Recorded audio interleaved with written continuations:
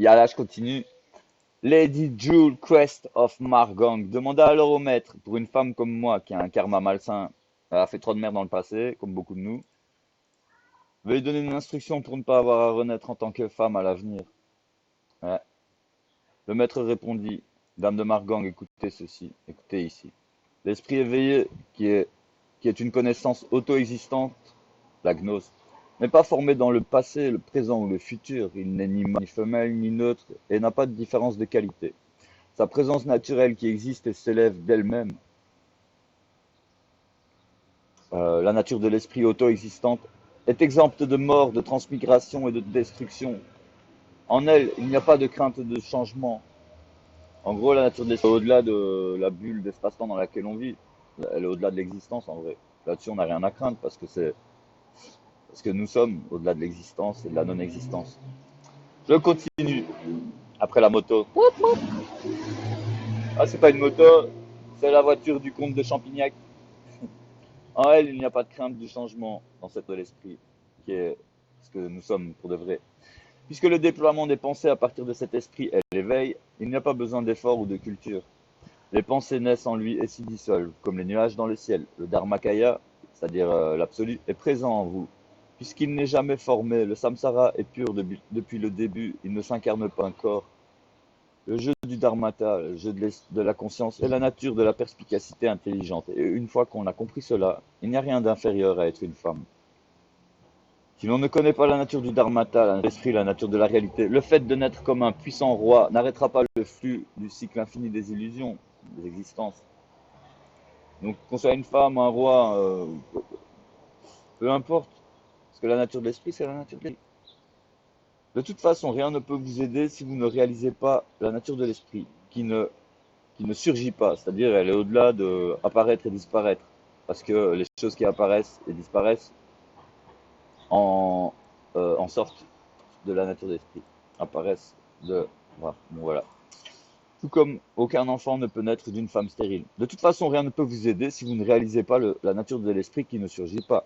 Tout comme aucun enfant ne peut naître d'une femme stérile. Pourtant, dès que vous réalisez le dharmata qui ne surgit jamais, vous n'avez plus besoin de renaître. Donc, pour que vous réalisez que vous êtes au-delà du temps, de l'espace, des conditions, des mots, des croyances. Vous n'avez plus besoin de renaître.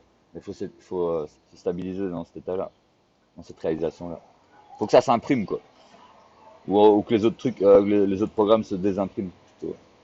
Néanmoins, les femmes comme vous ne sont pas assez intelligentes pour pratiquer le dharma. Vous n'avez pas l'armure de la persévérance et vous ne pouvez donc pas pratiquer. Votre intellect timide rend difficile de, de vous montrer la nature du dharmata. Votre faible force d'âme vous empêche d'en prendre conscience. Très peu de femmes réussissent dans la pratique du dharma.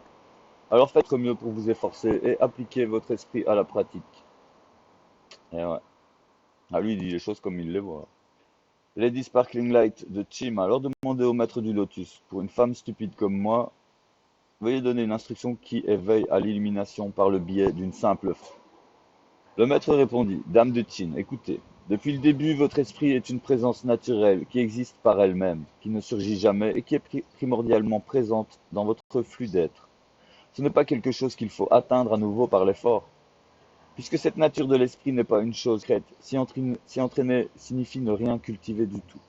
Ce n'est pas un objet à cultiver et il n'y a personne pour le cultiver, puisque le moi n'existe pas.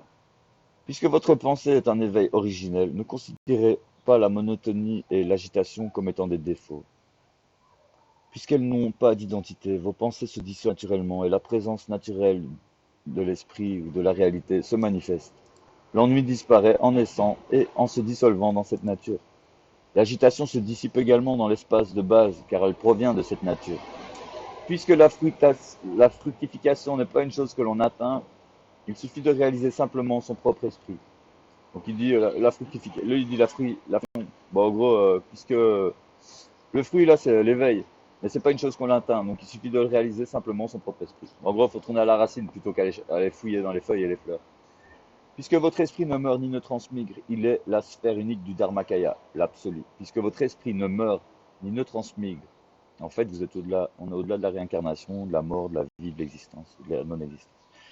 Il est la sphère unique du Dharmakaya, c'est la base de tout, la réalité ultime, l'absolu. Une fois que vous avez compris ce sens, la réalisation de la coupe unique à travers l'illusion, la coupe unique, c'est-à-dire l'illusion, c'est une forêt d'illusions, et on imagine c'est des ronces. Voilà, la coupe unique, tu fais ça, paf, à la racine, toutes les ronces, elles crèvent. T'as pas besoin de couper là, là, là, là, là. Donc tu pars pas dans les concepts, les idées, méditation fabriquée, tout ça, nanana. Non, tu te concentres sur la base. À partir de là, toutes les illusions, les branches d'illusions, tout ça, les fleurs d'illusion, tout ça disparaît d'office parce que tu as coupé à la racine.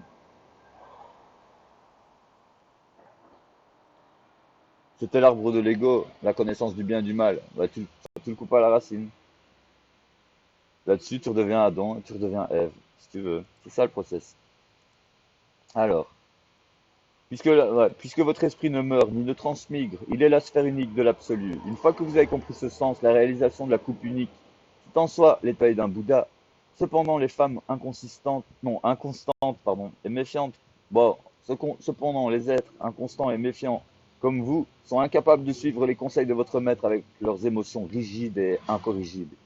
Seules quelques-unes d'entre vous peuvent aller jusqu'au bout de la pratique du Dharma, mais si vous pratiquez, gardez précieusement les instructions de votre maître. Soyez prête à affronter au moins quelques difficultés. Dame Mati de Ruyang demanda alors au maître du lotus, puisque ma diligence est faible, c'est-à-dire ma discipline est faible, veuillez m'accorder une instruction sur la non-action. Le maître répondit, Dame Mati de Ruyang, écoutez-moi. La nature du dharmata, c'est-à-dire de la réalité, n'est pas une substance concrète et n'est donc pas quelque chose que l'on puisse produire. Puisque cette nature du dharmata est présente dès le début, elle ne résulte pas du fait de se prosterner. La nature du dharmata est en vous, présente et intacte. Une fois que vous avez réalisé que votre esprit n'a pas d'identité, une fois que vous avez réalisé que votre esprit n'a pas d'identité, c'est en soi l'état d'éveil. Ce n'est pas quelque chose qu'il faut atteindre. Tous les efforts et toutes les luttes ne font que vous enchaîner à l'envie. Tous les efforts et toutes les luttes ne font que vous enchaîner à vivre. Laissez-vous aller, sans contrainte et sans méditation fabriquée. La méditation, là, c'est une méditation sur l'absolu, c'est-à-dire le vide.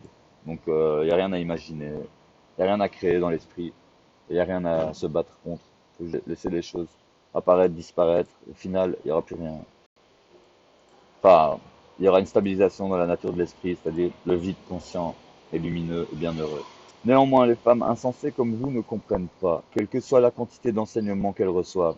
Même lorsqu'on vous indique le Dharmakaya, vous ne le reconnaissez pas. Quand on vous présente l'état d'éveil, vous ne le voyez toujours pas. Même lorsqu'on vous l'enseigne, il vous est difficile de réaliser la coupe unique de la non-action.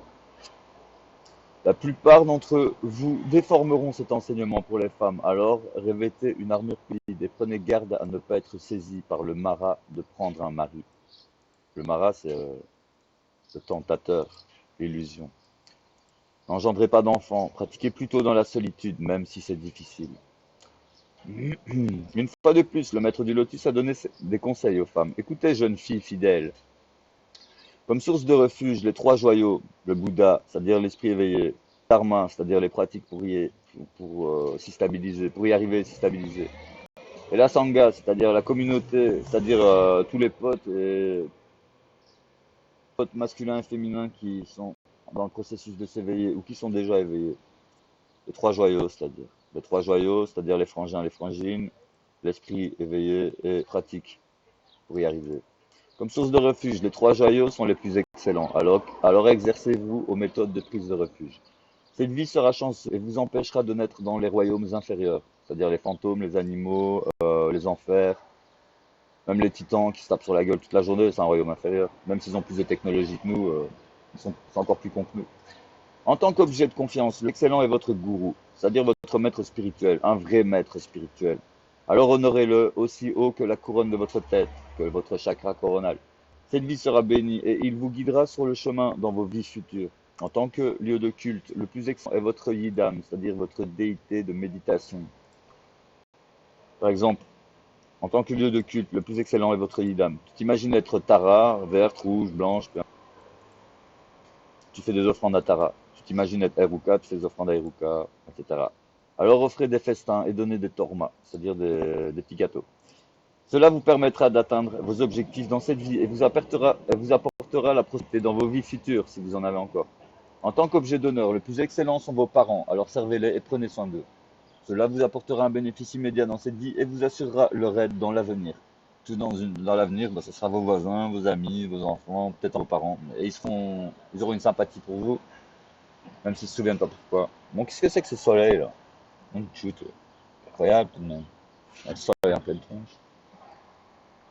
Pas content, vraiment pas content. Il y a toujours un paramètre qui me casse les couilles. Voilà. Ah, la souris va plus. Ah, si, ça va. Bon. Et alors, si vous êtes déjà un mari, écoutez-moi. Et si vous êtes déjà une femme, écoutez-moi. En tant qu'objet d'honneur, les plus excellents sont vos parents. Alors servez-les et prenez soin d'eux. Cela vous apportera un bénéfice immédiat dans cette vie et vous assurera leur aide dans l'avenir. En tant que compagnon, le plus excellent est votre mari. Alors estimez-le comme vous le feriez pour vos propres yeux. Cela rendra cette vie vertueuse et assurera une naissance de qualité dans la suivante. Donc les salopes, elles auront une vie de merde dans la prochaine vie, et elles auront une vie de pute dans cette vie-ci. Voilà ce qui arrive aux salopes. Donc ça, t'as beau avoir 5 milliards de salopes sur la planète, ça sert à rien de suivre le troupeau, d'accord? Soyez des vrais, des belles. Montrez l'exemple aux autres femmes, aux hommes et à vos enfants.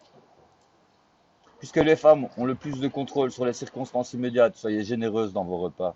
Cela vous assurera des serviteurs aimables dans cette vie et une nourriture abondante et la richesse dans vos vies futures. Puisqu'ils sont les créanciers karmiques du passé, veillez à ce que votre progéniture embrasse le dharma. Les créanciers karmiques du passé, ça veut dire, t'as fait chier ton voisin dans une autre vie, tu l'as vraiment fait chier, tu l'as fait chier ton voisin, oh, tu l'as vraiment cassé les couilles, tu t'es acharné sur lui. Là-dessus, t'as fait un gosse dans cette vie, c'est ton voisin, mais ça tu le sais pas, parce que dans cette société, on est tellement ignorant et tellement peu clairvoyant, on ne le sait pas. Là-dessus, ton gosse, t'as une espèce d'antipathie avec lui, t'es là, putain, sale gosse de merde et tout. Pas d'où ça vient. Tu sais quoi? Respecte-le, aime-le et veille à ce que il embrasse le dharma, c'est-à-dire qu'il s'éveille. Voilà, aide-le quoi.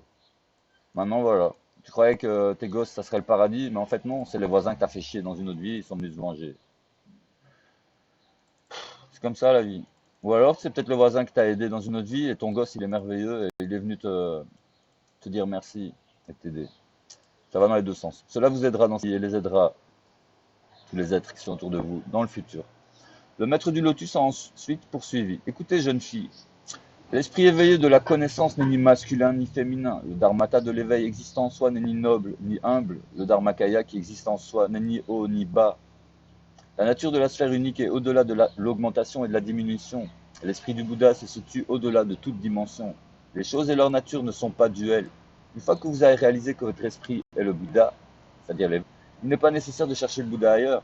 Réalisez la nature de votre esprit et entraînez-vous en conséquence. Vénérez votre maître spirituel et les êtres précieux, c'est-à-dire les êtres nobles au bon cœur qui sont autour de vous, et vivez en accord avec le dharma au mieux de vos capacités. Alors, bien que né en tant que femme ou être